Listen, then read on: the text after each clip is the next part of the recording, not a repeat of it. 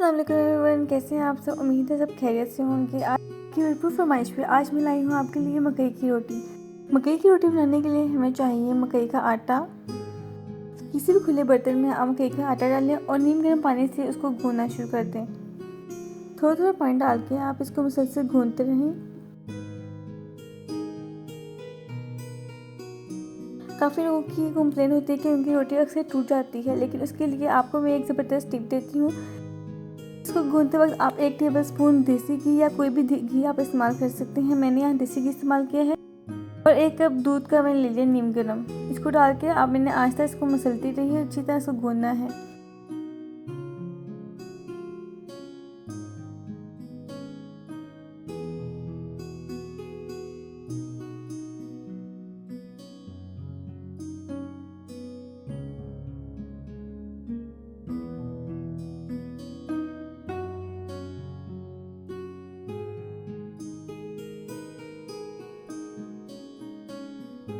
जब तक मैं इसको गूंदती हूँ आप तब तक जाके मेरे चैनल को सब्सक्राइब कर दें और वीडियो को लाइक कर दें।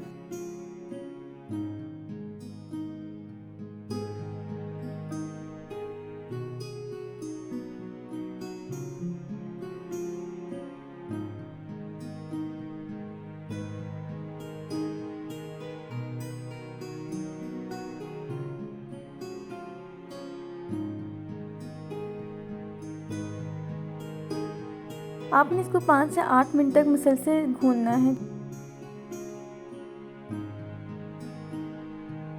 यहाँ मेरा आटा बिल्कुल गूंदा गया है। मैंने इसको एक बाउल में डाल दिया। आप इसके यहाँ थिकनेस चेक करें, ना ज़्यादा नरम हो और हार्ड हो। डो यहाँ बिल्कुल रेडी हो चुकी है और इसे छोटे छोटे बॉल्स में डिवाइड कर लें। आप जो डो की बॉल बनाई थी उसको हाथों की मदद से दबा कर फ्लैट कर लें और राउंड शेप में रोटी तैयार कर लें, दबा दबा के इसको अच्छी तरह से।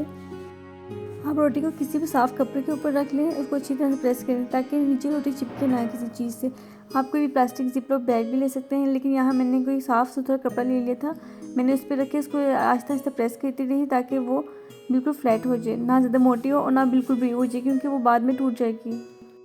तवे को अच्छी तरह गर्म करें देसी घी लगा के और मकई की रोटी को देसी घी में दोनों साइड से फ्राई कर लें।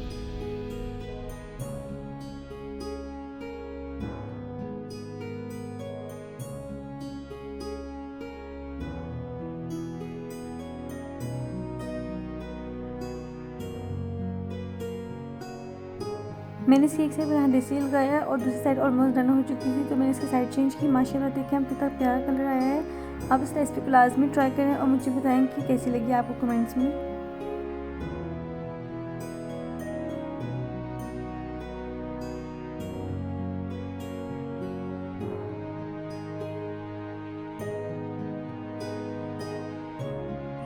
यहाँ ज़बरदस्त मकई की रोटी तैयार है। आप इसे मक्खन लगा के साग के साथ सर्व करें। अगर आपको साग की रेसिपी चाहिए तो आप मेरी इससे पहली वीडियो जाके देखें, आपको साग की रेसिपी मिल जाएगी।